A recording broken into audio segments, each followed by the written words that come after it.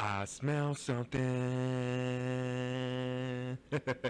Let's talk about Baby Keem. So if you're not familiar with Baby Keem is a PgLang artist. Kendrick Lamar's cousin. You may have heard of him. He's the guy that made Not Like Us. Baby Keem just released a new album called Casino. It's been a couple years since we heard of Baby Keem. His last album was Melodic Blue. Pretty dope project. First and foremost, when it comes to Baby Keem, we gotta congratulate his rollout. Before he dropped the album, he made 3 episodes called the BOOMAN'S documentary. Now, some goofball insinuated that was a diss towards Aubrey, but for those who's been a fan of Baby Keem, y'all know that's what he's known as, the Boo Man. The Boo Man documentary is a great place to start before you should listen to his album. It gives us a deep dive into Baby Keem's life and what he's been up to, as well as his upbringing, which Kendrick takes a part in. And Kendrick is also makes some special guest appearances and makes some comments. You also hear some snippets from the album. It's a great starter place if you want to understand where his mind is at with this album, man. Believe me when I say this, his album definitely has a different zone compared to his last ones. From the beginning of No Security, he takes a more mature route and a more serious tone. A great opener. Probably one of the best openers I've heard in a minute, when he lays down his thought process, his upbringing, gives you a sneak peek of where his mind was at and where it's headed currently.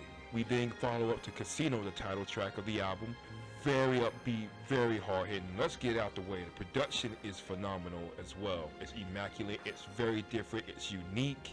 You never get tired, it's always keeps you invested throughout the whole album. And that's kind of the whole case when you're making the album. You want to keep the audience invested. The standard Baby Keem hype track that you've heard from Melodic Blue.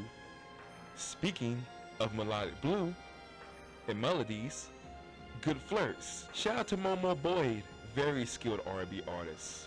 Man, if I had the money, I would pay her to be a feature on one of my songs. She is skilled. She and Baby Keem, they bounce off each other really well in this love song, sort of. And then we get to Kendrick's verse, which apparently throughout social media has caused a lot of controversy with its quality. I think people need to understand that Kendrick's not always going to give you a lyrical miracle verse. Part of being a lyrical rapper and part of being a skilled rapper is to knowing to switch it up sometimes. He just trying to went along with the tone of the track. I will say this, it's one of those verses that it doesn't harm the track, but it doesn't really do much to elevate it. It's a decent verse, it's not really a damaging verse. We get to The Birds and the Bees, a very solid track. It really showcases Baby Keem's, a song that you would hear for Die For My Bitch. Nice hook, nice production, pretty standard. But then we start getting to the heavy makers, starting with House Money, which was revealed to have a hidden Denzel Curry feature. He does the ad-libs. And of course, Kendrick does a very infectious hook. The production's crazy. Baby Keem always delivers. One thing I tend to very appreciate about Baby Keem is that he approaches the songs very differently. He comes off sometimes melodic, sometimes he borrows this from Kendrick. He tends to changes his inflection to make the track more gravitating. And this one's no different.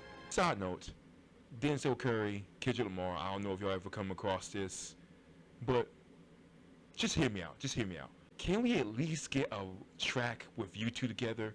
Or at least a PgLang Syph collaboration? It don't even have to be you and Kendrick. It could be Tia and Baby Keem. Wouldn't that be a fire collaboration? I'm just saying, the streets need it. The streets need it. Hip hop needs it. But anyway, one of my favorite songs from the album, House Money. I smell something's going to get the crowd jumping whenever this gets performed on tour. And then we get to my personal favorite, maybe possibly the best track of the whole album, I Am Not a Lyricist, which ironically showcases why he is such a good lyricist. It really has some heavy Section 80 vibes, the influences, the inflection, the way that he uses the cadences to tell a story about his upbringing, his environment, and why he claims he's not a lyricist. He's just somebody that's expressing his story and his truth. It honestly made me realize how much I miss Section 80 version of Kendrick. And Baby Keem does a extravagant homage. Definitely the best track, in my opinion. See, I might rap a verse to that because that beat is infectious, very addictive. Speaking of addictive beats, Sets Appeal with Too Short. That might be my favorite beat. Classic West Coast bops. You can't help but love how Baby Keem rides it, and it fits the theme of the whole album. Because the casino is about, you know, and if you know Las Vegas, you know about gambles, casinos, and escorts and strippers. Too Short does his thing, per usual. Just everything about that track is infectious. And Baby Keem, I think rappers need to take a note from how Baby Keem approaches each track differently, but still makes it effectively. With a track like that, he doesn't go too much. He just flows with it. He makes his voice and his flow part of the beat like it's a percussion or instrument of its own. And then we get to Circus Freestyle, which, side note, shout out to Desmond of RDC World.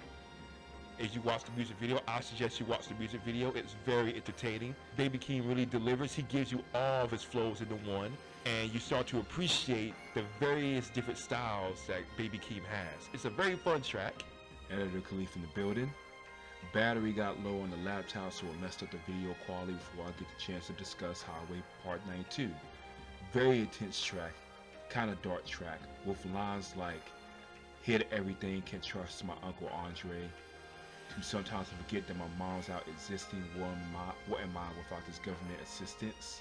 Sisters go on and be something decent, I ain't never gonna be shit to my nieces. It's a very deep song about his childhood and how messed up it was. From his family falling apart and his family being chaotic, to just the environment of Las Vegas. It's a very hard-hitting track, and it really shows how Baby Keem has grown to look back and reflect on the madness he was in and the madness he took part in. Also, there was a track called To Be that I didn't see and listen to. Might need to go back to that. But anywho, sorry y'all, had to charge up. This is why you gotta make sure you're prepared. But where was I at? Oh, Dramatic Girl. Dramatic Girl is a very upbeat and fun song that really showcases Baby Keem's melodic skills and his melodic blues. See what I did there? He really carries the tone very well. If you're not really a fan of singing, I don't see a lot of people liking this, but if you're like me and like a good artist that can make his vocals very known melodically and have a little bit of a twist of R&B, you'll enjoy it like I did. Very enjoyable track. Nothing really much to say about that. But then we get to honestly, the hardest hitting song of the album, No Blame. No Blame is a heavy track in which he talks about his relationship with his mother. Lists all the problems that happened, all the things he's seen his mother do while in this downward spiral, and still does not blame her because he understands the battles that she's dealt with internally. It's almost like an I forgive you song, and I still love you regardless for it, with lines like, I seen you in the worst way when the police say they found you. Grandma told me you died. How am I supposed to live without you? To one-liners like, how are you pregnant with a Xanax in your stomach? To, I always felt the same about you. We come from restraining orders. Why you put your hands on you? I just want to play with my toys. It just shows shattered innocence. Seeing the woman, the person that raised you and birthed you, go through all of this, and you're being the first person witness of that, a direct witness of that, and how it affects you, and you couldn't do anything about it but just watch. And then as you get older, you understand what it means when she goes through, and you get a better clarity. It doesn't justify her actions, but you get more context, so you understand that your mom wasn't a monster. She was just a broken human being due to the society that did this to her. It's a very hard-hitting way to end the album. The theme of Casino, because he's in Las Vegas, and you hear it throughout the album, is literal casinos, gambles. Even all the way to the end when it says better luck next time. There's a theme to it about how his life was a gamble in general. And Baby Keem does a really good job of capturing that concept in each track, where it's about love or dealing with the environment he comes from and how he adjusts to it. He utilized each instrumental to his benefit. Casino is an evolution of Die For My Bitch and definitely Melodic Blue. A huge evolution.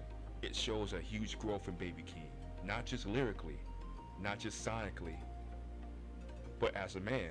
And he makes sure that you understand that. Everything works from start to finish. He starts off incredible.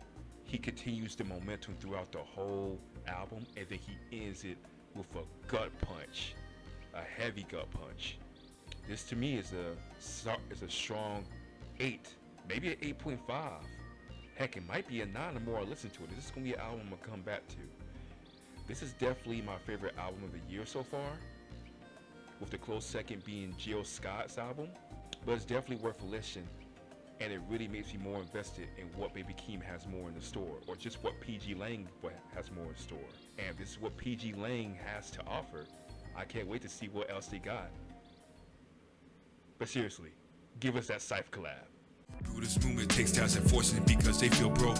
Cut your air like Caesar, like you're why niggas can't build Rome. Failures playing teachers like they can lead us to field goals. Still no belief in their speeches, they rather